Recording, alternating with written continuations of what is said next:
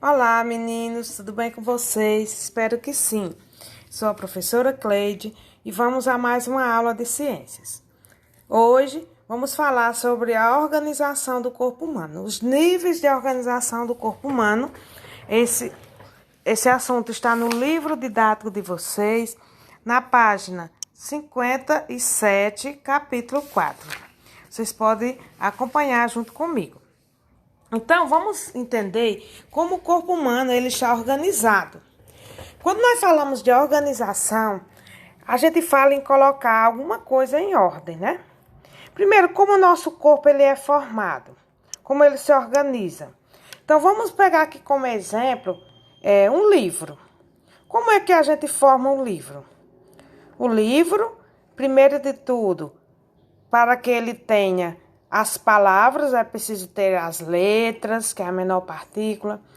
Depois das letras, formam as palavras. Das palavras, pode-se formar as frases. Depois das frases, nós podemos formar textos. Do texto, nós formamos as páginas, capítulos e, por último, a formação do livro. Então, como esse exemplo, a gente pode também citar o nosso corpo.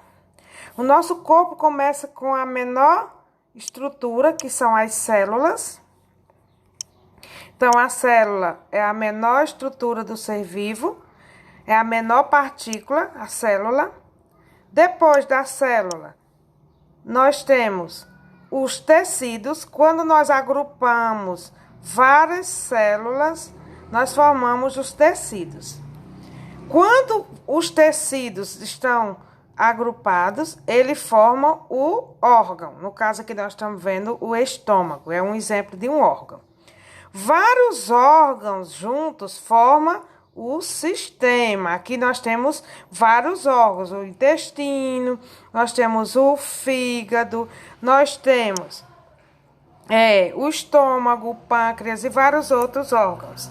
E quando nós agrupamos vários órgãos, nós formamos o nosso sistema, que no caso é o corpo humano. Então, o nosso corpo humano, ele é formado pela união de células, tecidos, órgãos, e vários órgãos juntos formam o sistema, e o sistema junto forma o organismo. Vamos entender o que é uma célula, né? A célula, os seres vivos são constituídos por célula.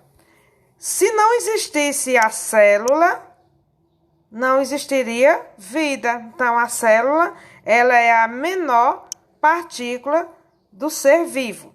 Então, os seres vivos, eles são formados por células. Que aqui fala que é a unidade menor do ser vivo. Então, nós não podemos viver sem a existência de células. Nós vimos que toda a formação do corpo humano, ela começa a partir da célula.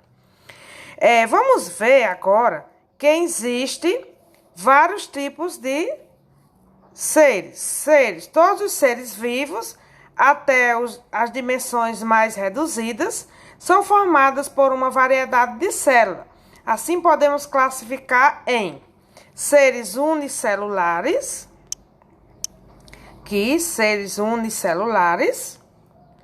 são aqueles formados por uma única célula que desempenha todas as funções necessárias à vida desse ser vivo. Um exemplo, nós podemos citar as bactérias, os fungos.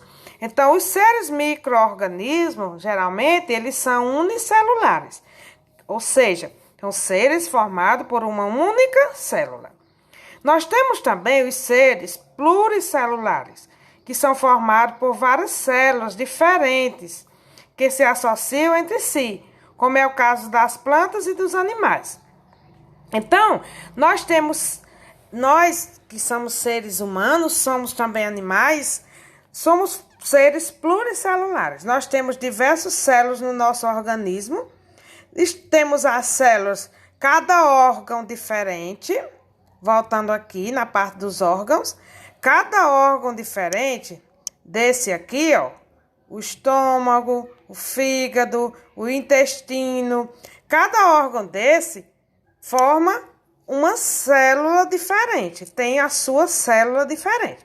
Existem milhões e milhões de células no nosso organismo e as células são diferentes quando os seres são pluricelulares. Agora vamos falar um pouco sobre doação de órgãos. Lá na primeira página do capítulo de vocês, na página 58, está falando sobre a negativa familiar para transplante de órgão, que ainda é grande no nosso Brasil. Então vamos falar um pouco sobre a doação de órgãos. O que é a doação de órgão? A doação de órgão ou de tecidos é um ato pelo qual manifestamos a vontade de doar uma ou mais partes do nosso corpo para ajudar no tratamento de outras pessoas. Então, quando tem alguém doente com algum órgão do seu corpo que não está funcionando adequadamente, nós podemos fazer a doação de um dos nossos órgãos. A doação pode ser de órgãos como rim, fígado, coração. Vamos ver aqui, ó, o rim, o fígado, o coração, pâncreas e pulmão. Ou de tecidos, como córnea, pele, ossos, válvulas cardíacas, cartilagens, medula óssea e sangue de cordão umbilical. A doação de órgãos, como o rim, parte do fígado e da medula óssea, pode ser feita em vida. Então, tem órgãos que a gente pode doar após a nossa morte, que a família é quem vai determinar, né?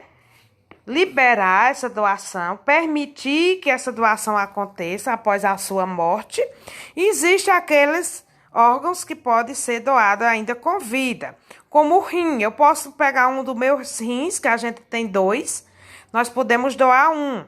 Parte do fígado. O fígado é uma das partes do nosso corpo em que se reconstitui. O fígado, ele pode se reconstituir. Se eu tiro um pedaço do meu fígado para fazer a doação, ele vai se reconstituir novamente. A medula óssea também, que é uma parte do nosso corpo, a medula, ela também pode ser doada com vida.